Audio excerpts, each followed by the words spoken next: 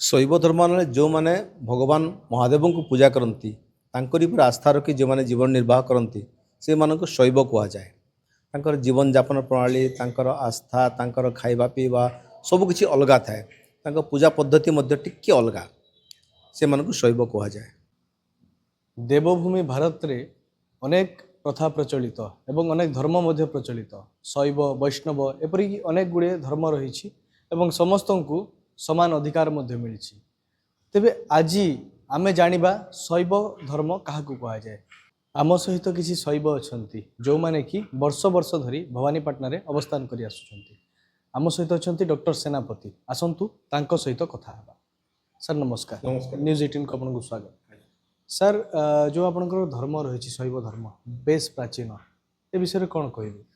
शैव धर्म जो मैंने भगवान महादेव को पूजा करती पर आस्था रखी जो मैंने जीवन निर्वाह करती से मानक शैव कहुए। तांकर जीवन जापन प्रणाली तांकर आस्था तांकर खाइबा पीवा सबकि अलग थाए पूजा पद्धति टिके अलग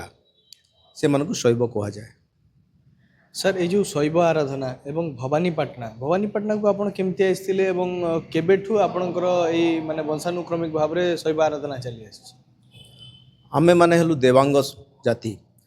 जाति एमाने रहते आंध्र प्रदेश रे एमाने सबुठी अच्छे आज तारिख रे आंध्र प्रदेश कर्नाटका तमिलनाडु एपरिक केरला रे मध्य अच्छे देवांग जाति किंतु आमर पूर्वपुरुष प्राय 150 वर्ष तले आंध्र प्रदेश रु आसी एठी रही जाइथिले। तांको एठिका जो माने तत्कालीन राजा जी थे से राजा तांको एठी जगह देइथिले। जगह दे से राजांकर विशेष बंधु भाव में मोर माने पितामह पितामह जी आसते सी एठी रही जाइथिले।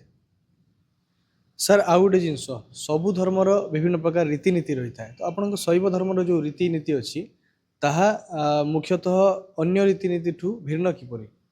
ना एटा भिन्न नुह। देखंतु हिंदू मतरे जिते अच्छी वैष्णव है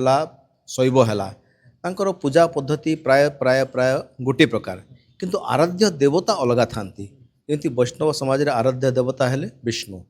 से हिसाब से वैष्णव कहुए और शैव धर्म रे आराध्य देवता है शिव शैव कहुए। इनका मुख्य प्रथा गुड़िक प्राय प्राय समान हिंदू धर्म पर चली किंतु आमर जो मृत्यु पर यही शैव धर्म रे मनीष शरीर को पोता जाए जला जाए नहीं जो कि लोक मान गोटे धारणा थाए कि हिंदू मान समस्ते जलांती ना जिते शैव धर्म को सब पोता जाए। आपड़ देखिथे बड़ बड़ ऋषि महाऋषि जोगी मानू जिते से देह त्याग करती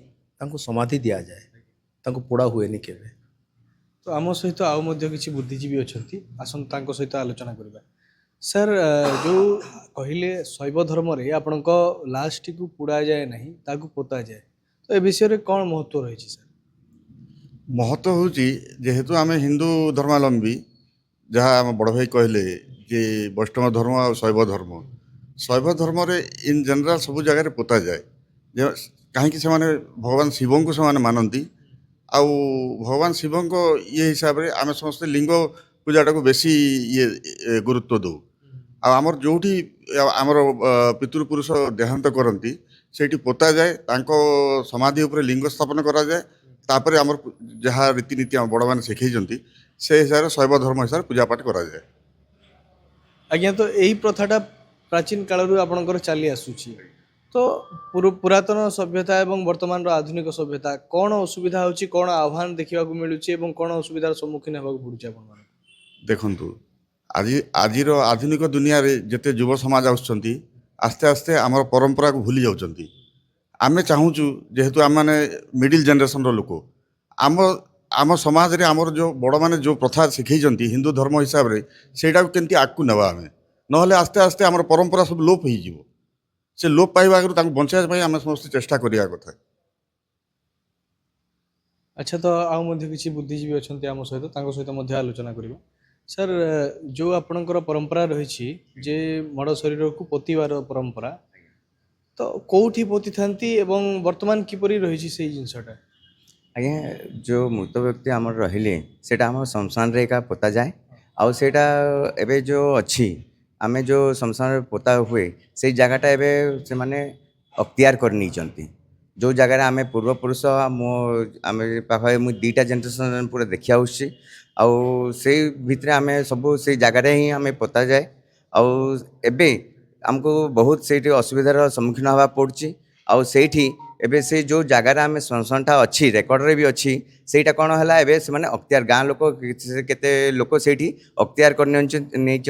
आउ मझिरे आमर गोटे इनसीडेंट होता जड़े जड़े एक्सपायर कर जाइए आउ तांको मृतदेह को आम पोतिया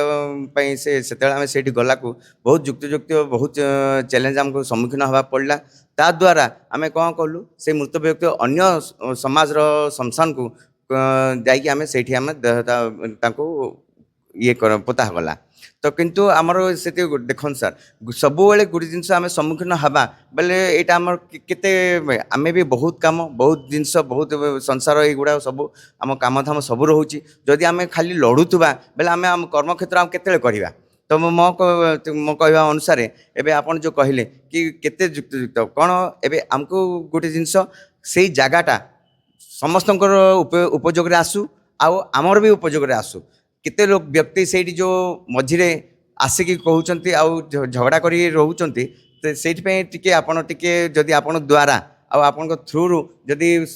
सरकार को आमर भनपाटना तहसीलदार आउ कलेक्टर को टिके जदि आम ता द्वारा जन दी था कि आमको बहुत भल हाँ निहाती भाव में दर्शक बंधु आपण वर्तमान देखुले आम कथा होलु कि शैव लोकों सहित एवं तांकर गोटे असुविधा होची वर्तमान जे से माने मृत्यु पर वर्तमान लाश पोतियापी पाखे श्मशान ना यदि सरकार एप्रति दृष्टि दियंते एवं सेमानकर समस्यार समाधान हुअंता तेबे सेमाने अनेक मात्रा रे उपकृत होई पारंते। कलाहांडी जिला भवानीपाटना चंद्रांशु मिश्र, न्यूज़ 18 लोकल।